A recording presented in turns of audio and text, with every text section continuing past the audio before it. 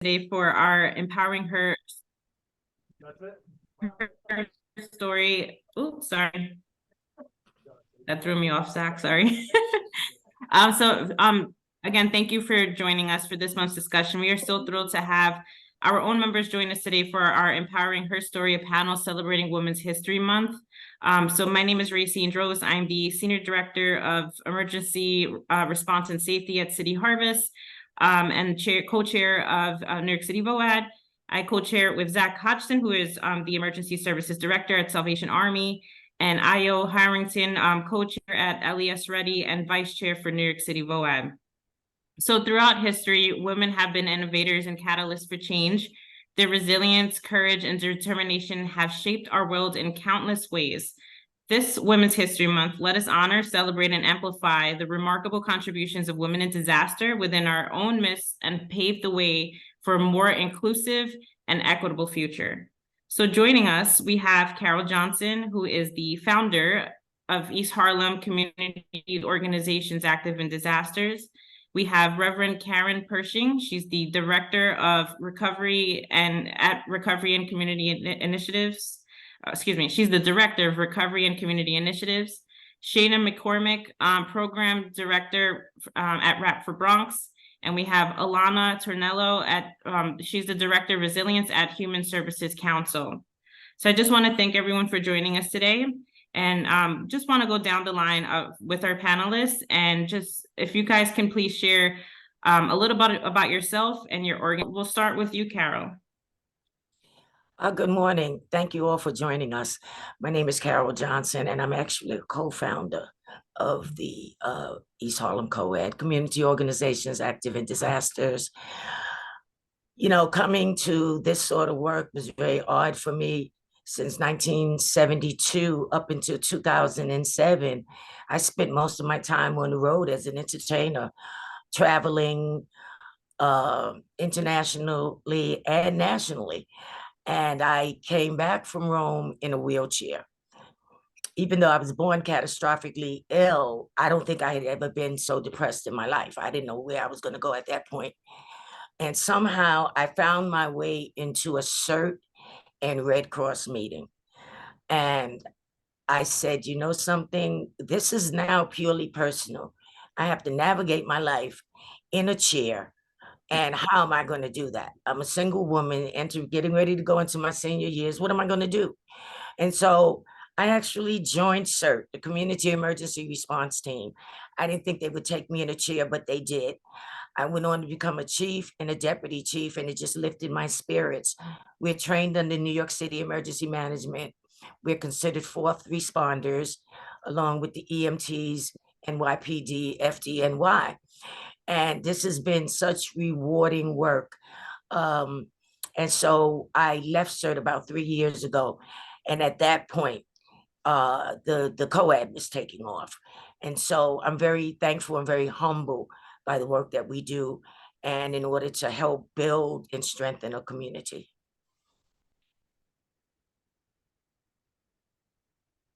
Thank you so much for that, Carol. So I have your presentation up.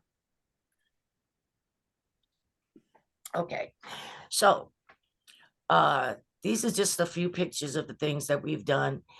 We have 6 powerful women, not including myself, of course, but, you know, 6 wonderful women who have the heart to serve.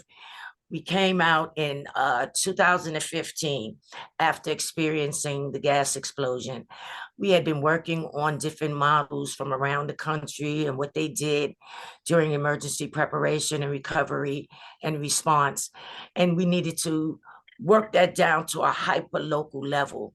And in 2014, when we experienced the East Harlem gas explosion, we said, okay, it's time to make East Harlem a better prepared and safer community through rapid communication, coordination, identification, and distribution of resources during a public health emergency. We were absolutely lost at that time, running around in shock.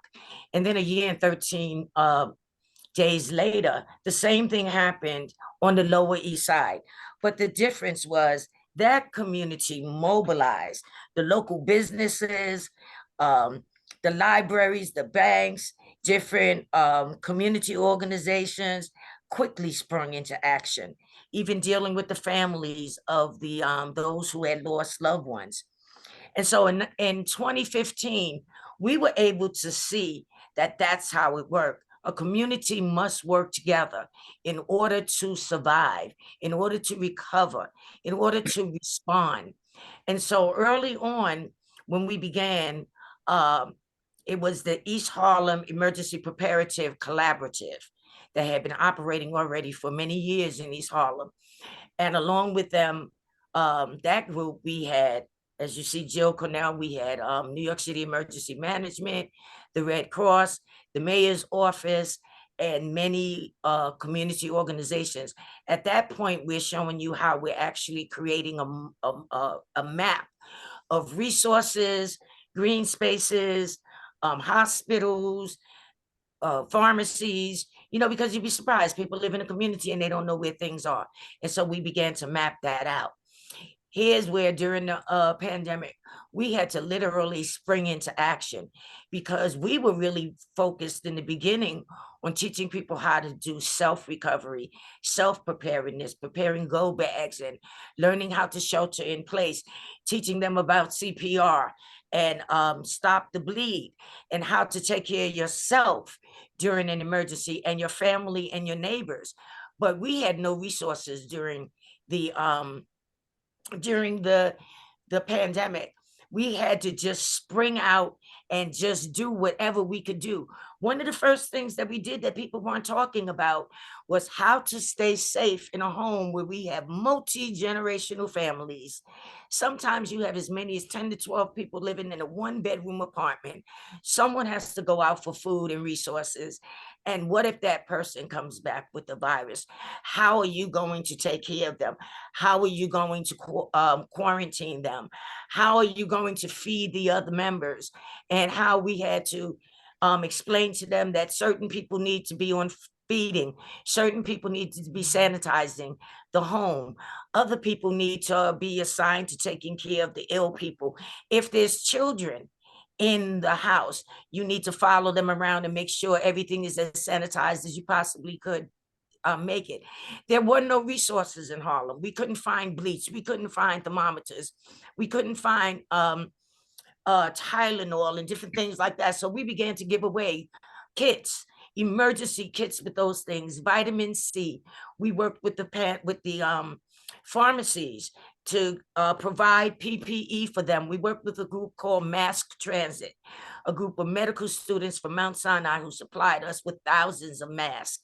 I should say tens of thousands of masks, and got them to the pharmacies so that they can include them in the bags that were going to at-home people, and also sending PPE for their home care workers. And we worked with LES Ready, who was taking food to people's houses and giving them emergency kits. So we did what we had to do. And, we got information, we got resources that weren't coming to us. We were out searching. Oftentimes the places were no signage. They didn't have any equipment. And it was a lot to find the locations for testing, to find the locations for vaccinations. And so as time went on and we started to come down from the pandemic, that's when we began to get into the mental health aspect. Everyone, whether they want to admit it or not, were going through some type of mental health issue during this pandemic. It rocked us to our souls. And so we had seminars for teenagers from 14 to 18. And then we had them for families. We went into the schools teaching 4 and 5-year-old children about emergency preparedness. And it's just been such an honor and a pleasure to be doing what we do. There's a lot of work to be done, and we're up for the challenge. And I want to thank you so much for having us, represented here today, and for all the organizations, the partners, the community partners that we have that's working with us. We're such a small team. Some of them work full time. So I'm very thankful for the volunteers that come in to help us to table, connect, Sandra Tadavera, East Harlem Tutorial Program, Maya, all the people that have stepped in to assist us, who have partnered and connected with us.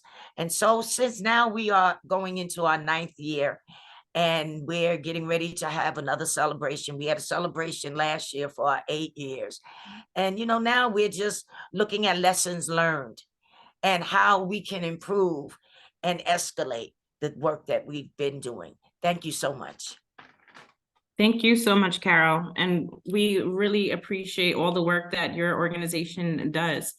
And we're going to talk more about that in a bit. So I just want to transition over to Reverend Karen Pershing. She's the Director of Recovery and Community Initiatives at Project Hospitality. So Karen, can you please share with us a little bit about yourself and your organization? Absolutely. Well, first, I'm really honored to be invited to speak alongside other women who I so admire.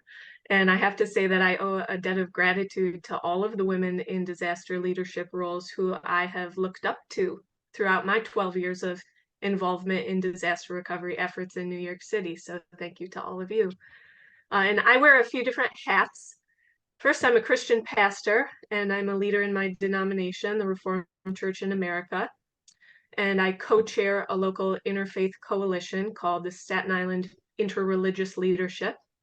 My full-time job is serving as the Director of Recovery and Community Initiatives with Project Hospitality, which is a comprehensive social service provider on Staten Island. And I'm the volunteer executive director of the Staten Island Long-Term Recovery Organization, which is a borough-based coalition formed in the aftermath of Superstorm Sandy. And I think it's really like the combination of these roles as a faith leader, a coalition builder, a social services director, and in a disaster recovery role that equips me to help my community both with disaster preparedness and in long-term recovery. If you have my slide with my Project Hospitality flyer on it, the first one there, take a look at all these resources that I have access to through Project Hospitality. We're the largest food pantry provider on Staten Island with a soup kitchen, multiple stationary pantries that distribute weekly on a client choice model, an extensive bi-weekly mobile food pantry distribution that goes all across Staten Island. We run the borough's homeless drop-in center, the homeless youth drop-in center, a family shelter, city sanctuary shelters for recently arrived immigrant clients, a variety of transitional and supportive housing programs.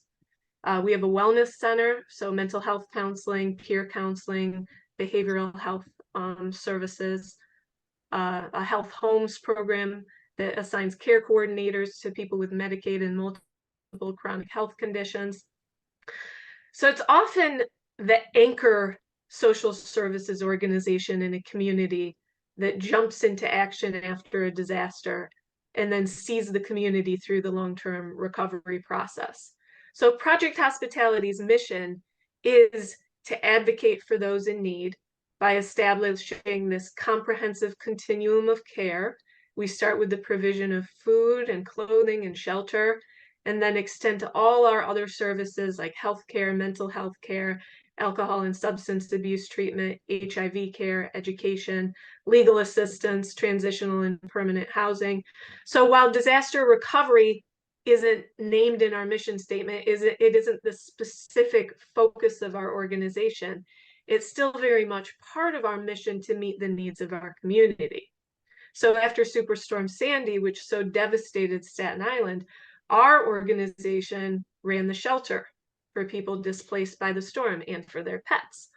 We provided the leadership in the establishment of a local long-term recovery organization and then brought together other nonprofit leaders, clergy leaders, elected officials, and just local volunteers to have a well-coordinated and long-term, we were doing this for 10 years after Sandy, recovery effort. My specific job at Project Hospitality is to oversee our community help centers in Port Richmond and Stapleton. We have a team of benefits enrollers, health insurance navigators. We run the free tax prep program for the borough, and we now serve more than 10,000 people every year. Right now, our Port Richmond Health Center is getting 200 to 250 walk-in clients weekly who are recently arrived immigrants.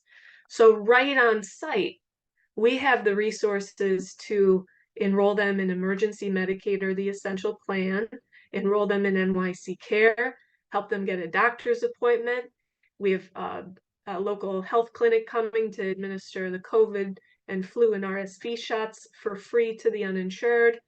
We can, they may not be eligible for all public benefits, but we can enroll them in the Fair Fares program or WIC if it's a pregnant mother or someone with an infant. We have an immigration attorney who just started. So happy about that, able to provide relief screenings. We have a workforce navigator who's able to help people find job opportunities if they're recently arrived immigrants.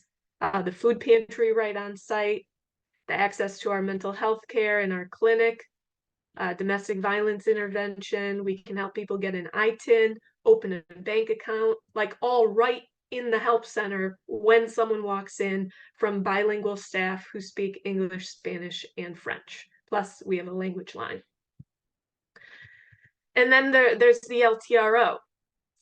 And the mission of the Staten Island Long-Term Recovery Organization, it's not to provide those in-depth social services, but to be a coalition that connects people in need to the resources that can help them in their recovery. So what we would do if there were a disaster that impacted Staten Island is to get out information before the disaster to keep people safe, after the disaster to guide people what to do.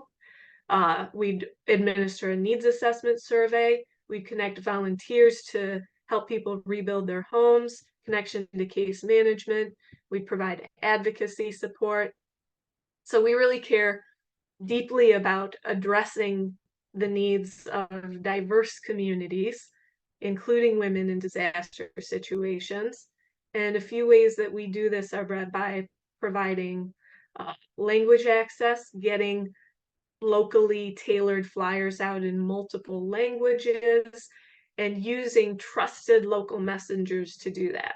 Clergy, immigrant leaders, female immigrant leaders, and then using local channels of communication, WhatsApp groups, the Staten Island specific social media pages that we know thousands of people look at.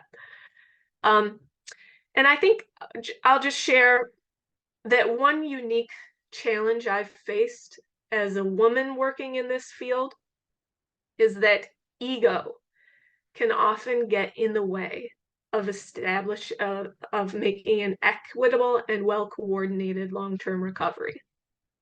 Because sometimes people want to be the leader of a coalition or a committee because it's an opportunity to look like a hero, to be the person rising up to volunteer to help your community after a disaster. And there's a sense of power that can come with being a leader in a crisis. But I have found that it's people with that servant leader heart, rather than ego-driven leaders, who facilitate the best long-term recovery efforts. Not the person who loves the spotlight, but the person who is the natural organizer and who seeks to include and empower others. Those are the folks who build the best coalitions. And I have known many women in particular who have that spirit of servant leadership and who have, through that, spearheaded such impactful long-term recovery work. They don't often want to be the leader because they're already so damn busy, but they end up becoming the natural leader because it is their skill set and they have the passion and just this conviction to do everything possible to alleviate the suffering that they see in their community, to help their neighbors. So that's one great reason for us to honor women leaders in disaster recovery, to empower young women especially to consider this as a field, to thank people for all their volunteerism, and maybe to pay them for the work too. So thank you. Thank you so much, Reverend. That was great. I love that you shared that tidbit of just bringing the egos, checking that at the door. I love that you brought that up. And again, we'll touch a little bit more in the discussion questions. So I'm going to just shift over to Shana McCormick. She is the program director for Rap for Bronx.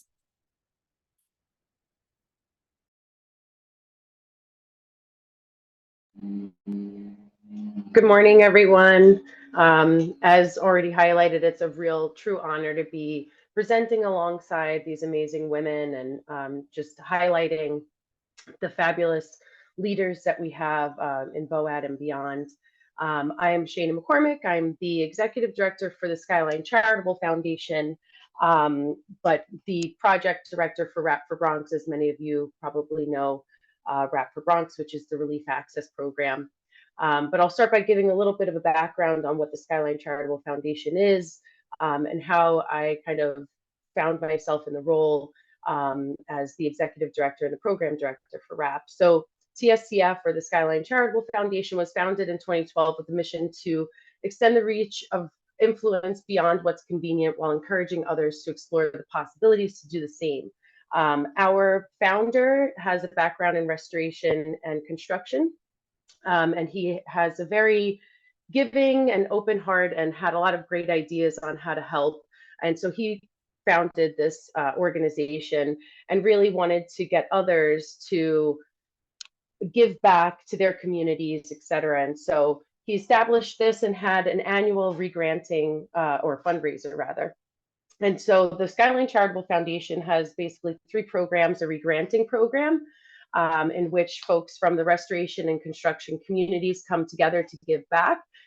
It was our founder's idea that he encourage those that were within his industry to take some time out to find a cause that was meaningful to them and then give back in one way or another. And so that's through our regranting program. And then there's also training and internships in construction and restoration, tapping into resources that we have through the construction and restoration industry to give back through free training to folks that may be overcoming homelessness, just returning from reentry society, so just returning from incarceration and really looking for a career pathway.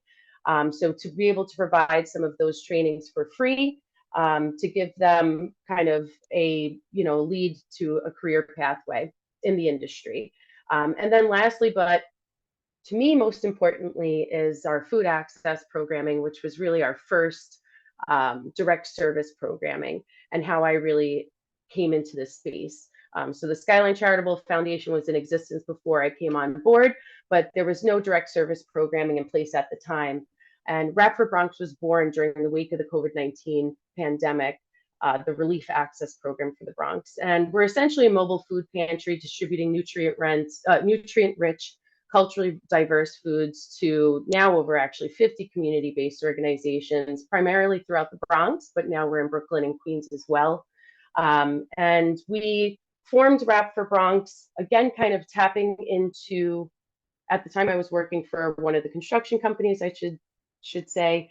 I have a background in accounting. I was collecting money at the time, and during the height of the pandemic, that was a very difficult thing to do. And I had more time than I knew what to do with, and I was very blessed to have that time. And I wanted to try and give back in any way, shape, or form that I could. And our CEO had started a task force team to kind of assess what resources we had available to us and connect them to needs that had been identified. And some of the needs that were identified through our connections with community boards, folks in the community, family members, et cetera, was the need for last mile delivery and transportation. And so thankfully, we had access to numerous vehicles through the fleet.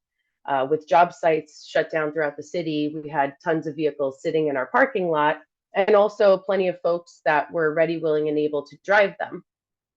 And so hence Rap for Bronx was born. And we started by connecting with a local community board in Soundview, They had put us in touch with a couple of pantries that were in need of supplies. We were also delivering to Montefiore at the time, supplies that were needed, and started with about 10 community-based organizations, bringing them food and supplies.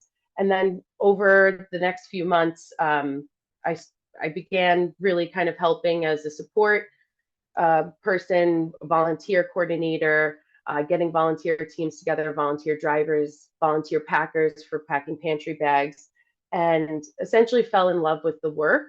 I had a real connection to community. Community helped, I think community helped make me who I am today. It takes a village, as I'm sure some of you have heard that term before, or that phrase, and it's very true. And so I fell in love with the work, and I eventually left my job with the construction company to roll out and really build upon the Wrap for Bronx program. We started as an emergency food relief provider, as I had mentioned, and our network of community groups has grown tremendously over the last 4 years. And we've really shifted to providing access to nutrient-dense goods in areas in which it's not so easily accessible. And that's really with the idea of addressing the disaster, in a sense, that our communities have been facing for quite some time, lack of access to goods, which then results in poor health outcomes, which then resulted, as we know, during the pandemic, disproportionate numbers of folks that were affected by the COVID-19 pandemic and that were getting sick due to their poor health conditions. And it's all related. And so we really are now working with New York State farmers. Predominantly, we're about 90% of the farmers that we're working with currently are BIPOC women, family, small to mid-sized farms. And we're sourcing from them directly, providing transportation for these farmers to bring that food down to our communities to help nourish, empower, educate, and provide access to these really important foods to help hopefully contribute to changing health outcomes in our communities. And our overarching mission really is to promote the well-being of all individuals by helping them overcome mental, physical, and social challenges. But for our Wrap for Bronx program, and my main focus is to really grow this program so that we can help change health outcomes in our communities. And thank you for the time, and I look forward to the discussion. We do have some other, thank you, Racine. We had some training programs, again, tapping into our construction restoration background. So when we had the surge of our newly arrived neighbors coming into the city, a lot of them were looking for jobs, and many had a background in construction. And being that we were delivering food to the Port Authority, that's kind of how that all got connected. And we were able to provide free training to over 120 asylum seekers, who then all left the training with over 60 hours of their OSHA, SST, and accreditations that they needed to be able to get a job. And we look to hopefully be offering more of those courses in the near future as well. Thank you. Thanks so much for that, Shana, and excellent work Wrap for Bronx does for the community. So I'm going to shift to Alana. Hold on one second. Can you guys still see my screen? Yep. No. Oh, good. Okay. Just wanted to make sure. So I'm going to just switch over to Alana Tornello from Human Services Council.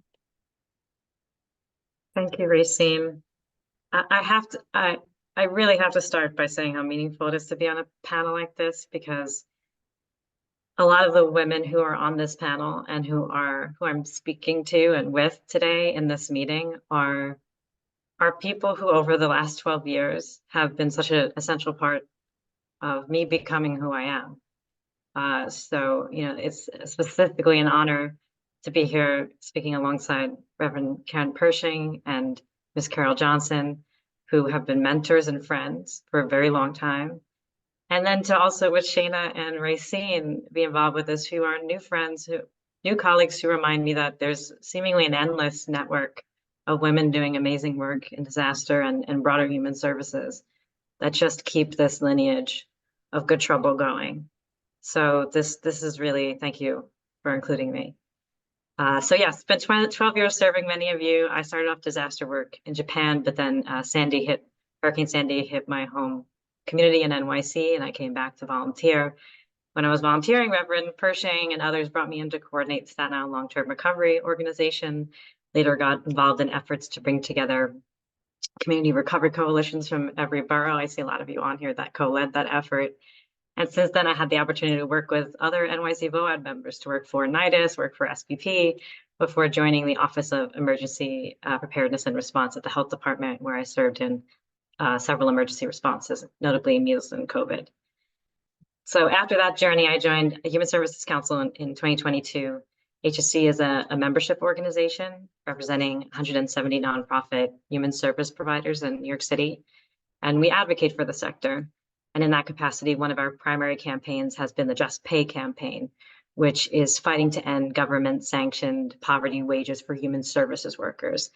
And that's been a genuinely exciting movement to be a part of, because I get to see hundreds of organizations and thousands of workers regularly carry out actions to really, whether those are rallies or advocacy days, direct advocacy to legislators. We're seeing progress in getting wage protections in city and state contracts and getting legislation passed. And there's also an extremely long way to go.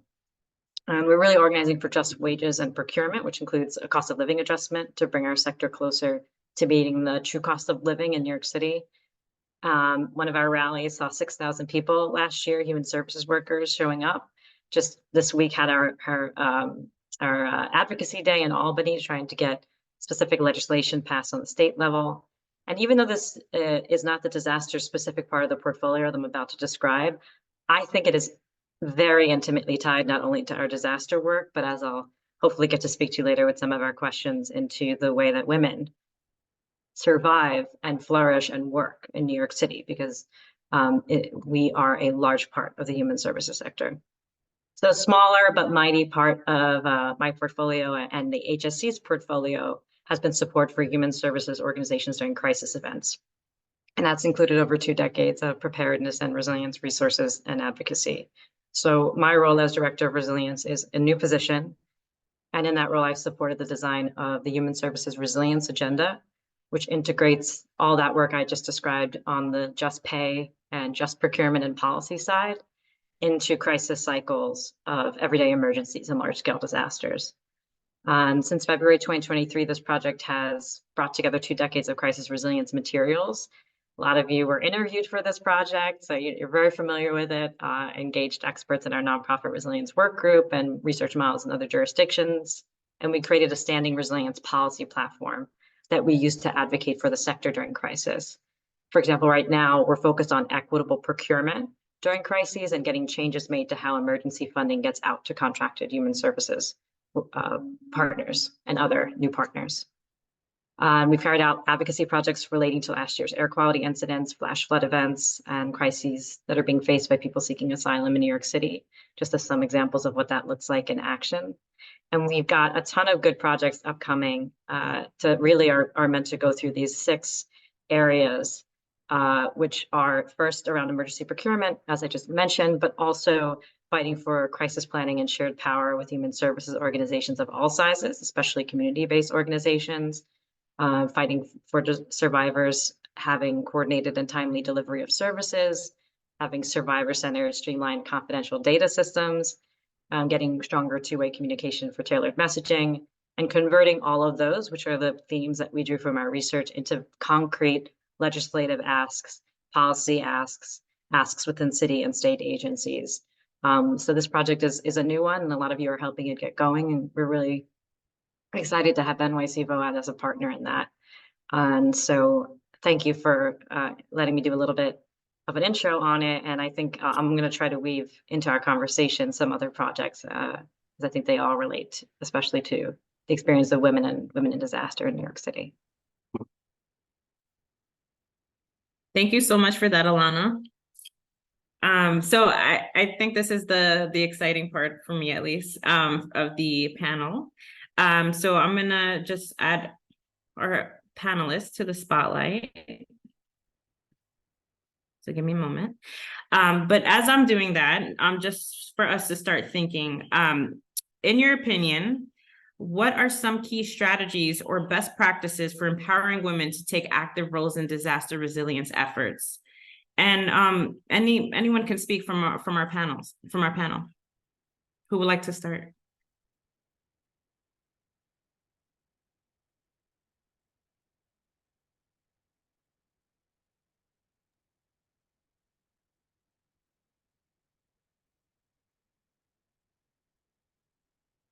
Can you guys hear me?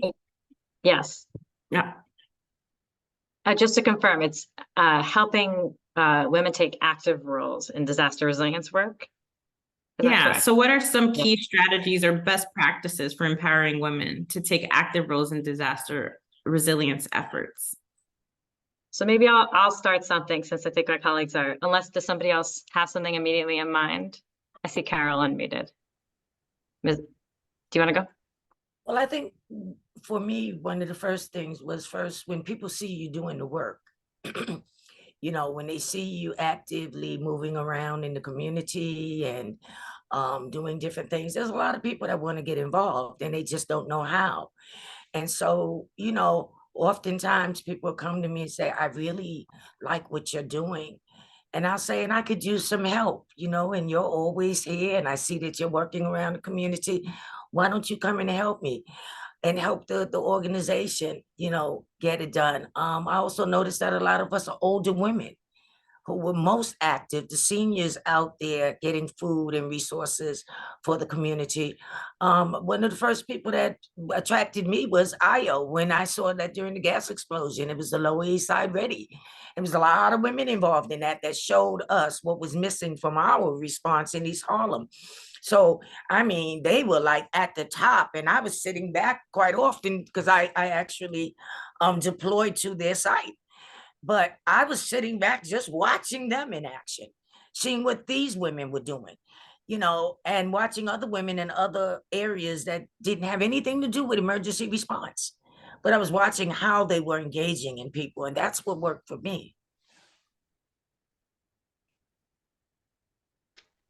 And thank you, Carol. And I completely agree. And I was going to say maybe by leading by example. And similarly, there's a lot of individuals and women in particular, mostly women, that come up and say, I want to be able to give back. I want to help, either with the work that Rap for Bronx is doing, or I also have heard, especially as of late, a lot of individuals, women mostly, again, wanting to start their own 501c3s or their own nonprofits. And they're like, how do I do that? And so I think it's our responsibility, if we have that knowledge, to share that knowledge and to help connect them to the resources that can help them do what they want and encourage them to do so. And so if it's, okay, I have an attorney that'll help you out, you know, get the paperwork done, or I can help walk you through the paperwork, or whatever the case is, if we have the knowledge that's needed, it's our duty to share that. And so leading by example, and also connecting our women to the resources that they need to propel forward and to, you know, meet those goals that they have. I agree with that. And I'm a student of Audre Lorde and her quote of that the master's tools will never dismantle the master's house, and they may allow us temporarily to beat him at his own game, but they will never enable us to bring about genuine change. And on that front, leading by example, I think also means showing different types of leadership than what a lot of people generally see. And I think Karen mentioned this well right at the top. And I had this in notes for the day already, Karen, when you mentioned it, that sort of servant leadership versus ego leadership is something that offering many types of leadership. Laura, the student of Audre Lorde, who is an amazing poet, author, activist, mother essayist, who writes a lot on this. And yeah, it's that type of leadership I've seen, and even working with women who are coming into this space, that for them to see a variety of types of leadership can also, I think, help them understand that there isn't one way to do it. And that sometimes there are women leaders who who do show and have shown, especially in like the community coalition and community organizing space, ways to lead that I think are really helpful and were helpful for me when I was a young person coming into this work and seeing that you don't have to, for example, only base your leadership on competition or on a lot of other values that we often see in a lot of professions that are male dominated or celebrated. I don't think that women are genetically predisposed to other types of leadership, but I do think we are socialized towards and learn from other women really powerful, creative, strong methods for leadership that we share with other women who come into the work.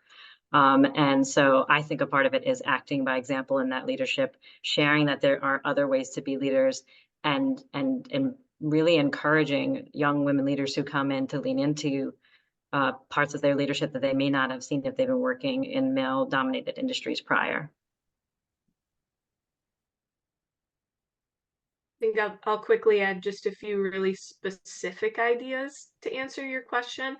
I thought of, what if we help women in our communities to become CERT trained and part of a local community emergency response team, or create Ready New York train the trainer opportunities for women leaders in our community, and to help young women to pursue higher education opportunities for a field in disaster management, and especially to share any scholarship opportunities related to that.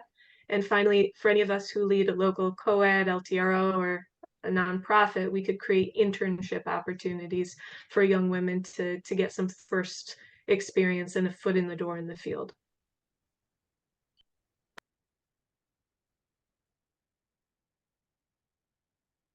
I love that idea, Karen.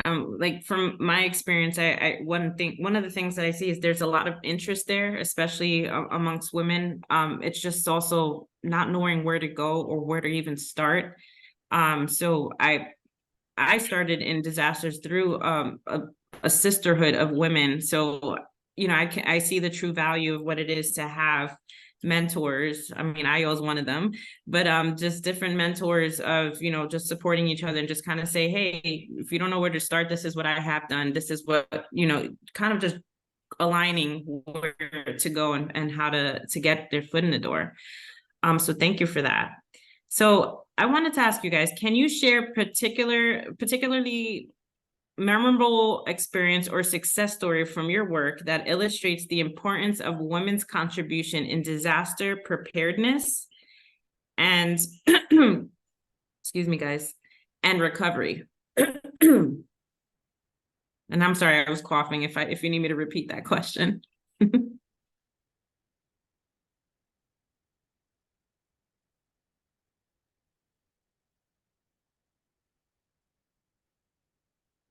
How about we start with you, Reverend? Sure. I want to give a shout out to one local woman leader on Staten Island, Husnia Hassan. She worked as a disaster case manager for us in our Tropical Storm Ida program. And she often had a caseload of more than 100 Ida survivors. And what made her so great at her job was that she had the empathy for it. She wanted a job as a disaster case manager, not just to have a job, but because that was the type of work she really wanted to do. She wanted to help people. And she had the empathy that when she spoke to people in the midst of such devastation, it wasn't just this cold social worker, but a human being, like a fellow human being who cared about what the other person was going through, and then in a very professional way helped them to navigate all kinds of bureaucracies that were in their way to access the help that they needed. So it was like that compassion, the active listening that was needed in the initial conversation.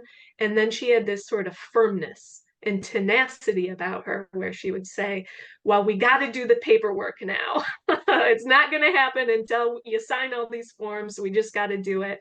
And I know we use the word tenacity a lot in this field, and I think it's a good word. It describes a quality that is needed in disaster recovery, and that women sometimes possess, especially.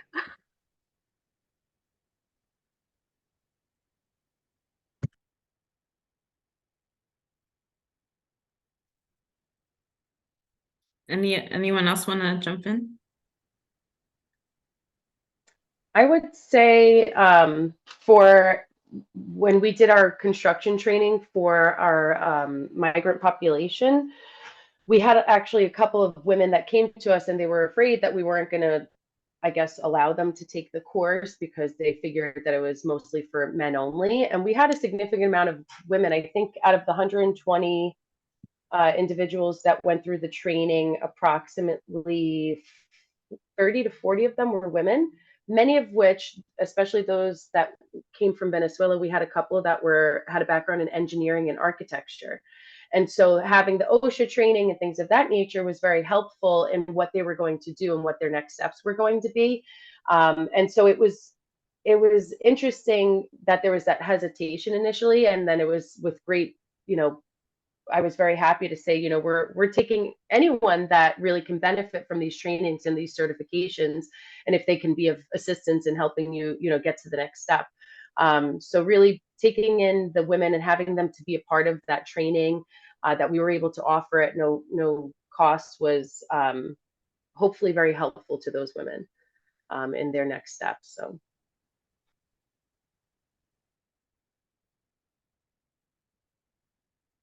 I think this relates to our last question too, but there's a success story in the long lineage of women who have taken leadership roles in disaster coalition building and creating that in New York City, but also in other places. And I've had the opportunity to both lead one of those coalitions, to work with other leaders of those coalitions, to study them for a master's thesis, and not only in New York City, but in other parts of the country. There is a movement of really bringing together the first and last responders in communities who are human services organizations, community-based organizations, as Carol just mentioned earlier with East Harlem Co-op, what that model really looks like. And there is this a lineage of really sharing the success of these models across jurisdictions and across incidents in New York City. And they were Ms. Carol Johnson and Ms. Angel Palermo and all the female leadership of East Harlem Co-ed.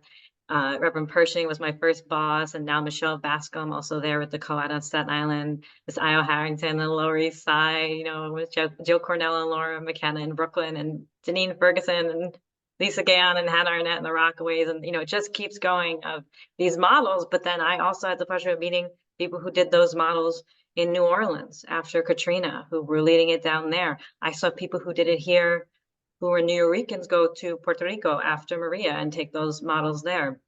You see the next generation of mutual aid organizing and coalition building. And Shana has even, and I have talked about these before in New York City during COVID. And there's, for me, the fact that these types of the putting the ego aside and bringing together people who show up and want to do something, and especially in the age of climate crisis that we are in, and it is ahead of us in the next generations. The fact that we keep sharing how to do this extremely difficult work with one another and keep it going is, to me, a pretty incredible success story. And women leaders are a giant part of that being the case in New York City.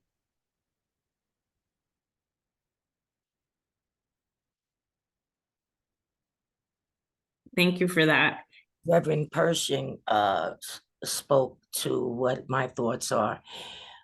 In our communities, often disenfranchised, poorer, economically set communities, you have a lot of fighting, a lot of infighting, a lot of crab in the barrel mentality. And I was making a lot of meetings around the community, outside of my community board, downtown Bronx, upstate, Staten Island. I was all over the place. But I had to come back home And when I came back home and really took a good look at the women that I was working with, that hard to serve, you know, who had full-time jobs, who had small children and still out there doing the work, I have to take a look at our leadership. And I have to give, you know, our planning project director, Angel Palermo, a shout out. I mean, you're a doctor of public health, and yet you take so much of your time in making sure that we're headed in the right direction. Selena, two young school-age children, you know, she just puts everything together. Evie, you know, it doesn't matter what it is, she just knows how to handle it. I just kind of go along with the flow. I'm a go along with the flow kind of person, you know, and I get information and I share it, but that's because I'm in the community, I'm out in the community. And it wasn't always easy because I had to fight a lot of people silently by not saying anything. You know, when they talked about, what are you doing? How are you going to do this? I mean, look at you, you're in a wheelchair. You can't help yourself. And I kept doing the work that those women were showing me how to do, that I did have the ability to do it. And that made them take a second look. Sometimes the way to win a battle is just to do it silently and just to keep showing up. You know, and I see more and more women now empowering themselves to create other coalitions, but a lot of them are still trying to compete with those that exist rather than join in. And we could make a really powerful noise when you have a group of us working together, as opposed to everybody's, this one's against that one, this one's against, everybody's trying to be in charge, you know. So I really have to shout those women out because they're the closest to me.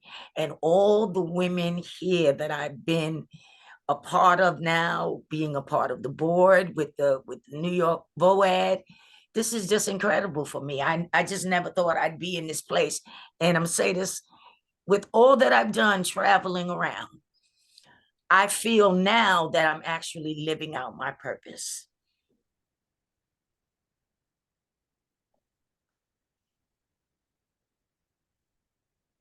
Nice. The mic.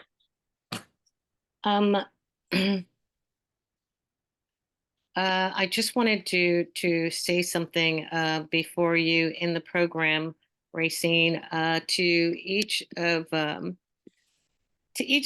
our women who have shared their stories here today. They're really, truly powerful and really inspiring. They really are. Really, really appreciate you, the work that you do. You know, your efforts to uplift other women. And you know, and you are now all officially a phrase that I have coined for powerful women. It is called Sister Lady. You are now all officially our sister ladies, powerful women. That said, we have many women who are represented in New York City VOAD and other places in our lives, each of whom has a story. For our members, we will be spotlighting members, not in relationship to a particular month, but just regularly, because we learned a lot more about each of you. And it's important that we do so with all of our members as much as possible. So that will be happening. And Racine, thank you for facilitating this wonderful program. And I will leave it at that. See you all next month and leave it to Racine to close it out. Thanks for that, Ayo. And I also just want to say on behalf of New York City VOAD, I want to extend our biggest thanks to our panelists for their invaluable insights and expertise shared today. Your contributions have been instrumental in advancing our dialogue on empowering women in disaster response and recovery. So we will carry forward the lessons learned from this discussion, fueling our commitment to creating more inclusive and resilient communities. Excuse me. And together we can continue to amplify the voices and contributions of women in this vital field. So thank you everyone for participating, and thank you everyone for joining us today.